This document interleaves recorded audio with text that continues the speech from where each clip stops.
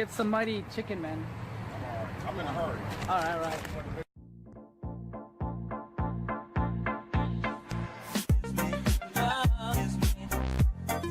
Welcome back to Streamers Reloaded, my name is Tom and let's get right into the news. And so first up we got an update on the Caseytron Twitter ban from last week. She got her Twitter suspended after being called this and responding with this. Currently her Twitter is still banned, but she has just created a new one. I guess here Twitter doesn't really care, but she does lose all the progress she had on her original. Following on, we have an update on the Pokimane situation I set as the intro clip on last week's episode, where a younger viewer who got into Pokimane's game was saying some pretty inappropriate things. These were mostly targeted at her and TSM Myth. I've now watched the game through and I've picked out 3 clips, one of them being the one from last week. So here are those. Yo, I'm sweating right now. Are you actually Pokimane?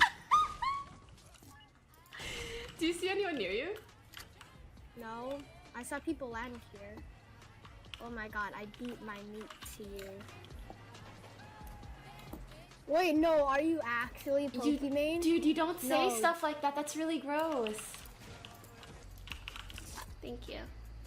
Are you down to 69? Bro, you're 12. You can't be Wait, talking I need like to say that. You jealous? A bit, yeah. But this is black. So There's nothing wrong with that. I don't understand why you're mentioning yeah, it. there's nothing wrong with that, but like since he's black, he can run faster than me. And so maybe that attracts you in a way. I don't know. Yeah, yikes, dog. If you keep talking like that, I'm gonna have to mute you. Okay, I'm sorry. I'm watching you on Twitch. Like, You know, it's one thing to be a perverted 12-year-old, but to be a racist one too, that's a little too much. So here I saw she had a few options. She could have just yelled at him, muted him, left the game, but instead she did try to explain why the things he's saying he shouldn't have been saying. So that's where the update comes from. This kid has now brought an apology out on YouTube. Whether you accept the apology or not, I'm gonna leave that up to you. He has also now taken the video down, but that's where I'm gonna leave this one. Here's that clip. Hello YouTube, this is Toxic.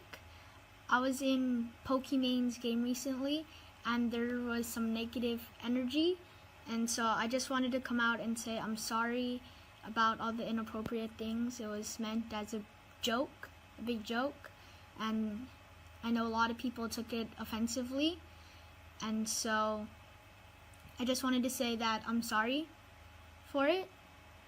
And this is my YouTube channel. Anybody else claiming to be me on Instagram is fake. My name Nicholas is not spelled with an H. And I just wanted to come out and say that I'm sorry that I was using inappropriate words during that random duos match.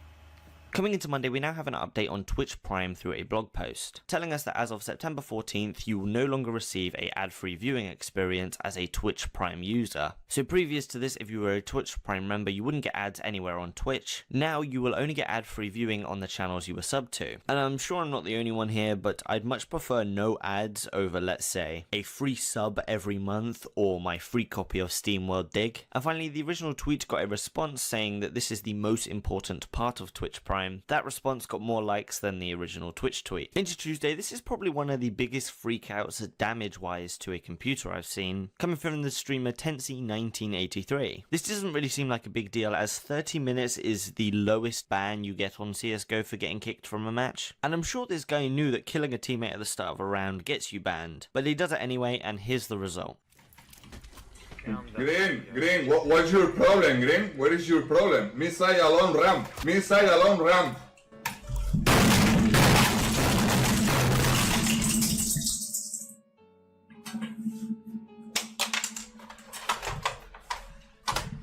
¡Hijo de puta!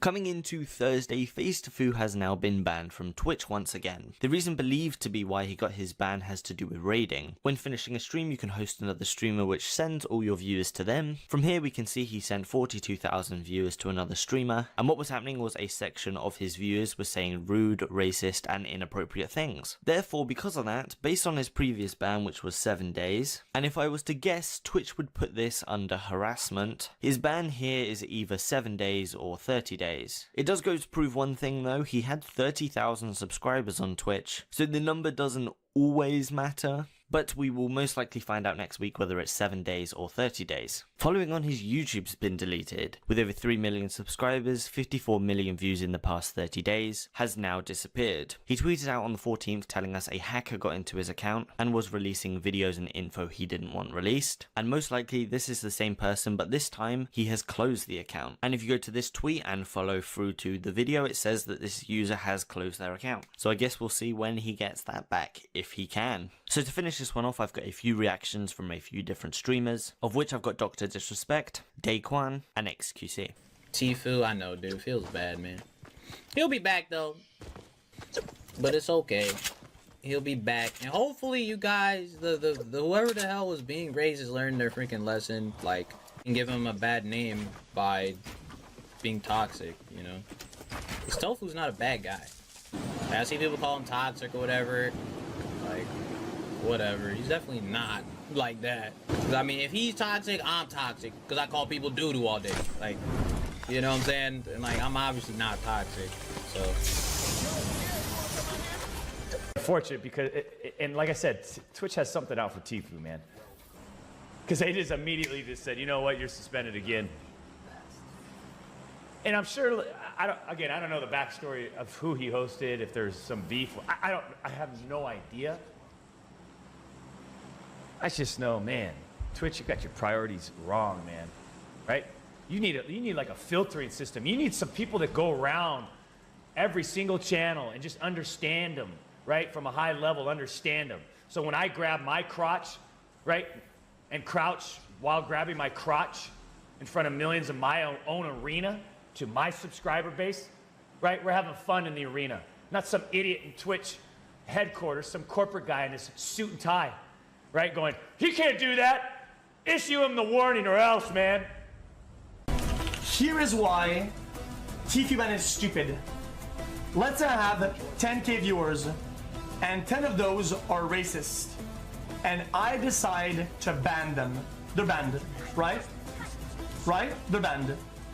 And this is my community, this is our people, right? If there's a smaller channel out there, right, that is over here, and I decide to host him. Wait, what? These people are no longer banned in his channel. They are transferred, but they're not banned. And they can be racist. It doesn't mean that it's my community. They're outcast. But if they say racist stuff, and it gets me banned, it gives power to the trolls. It gives power to the racists. Why the fuck would I be banned for something that I prevented from happening?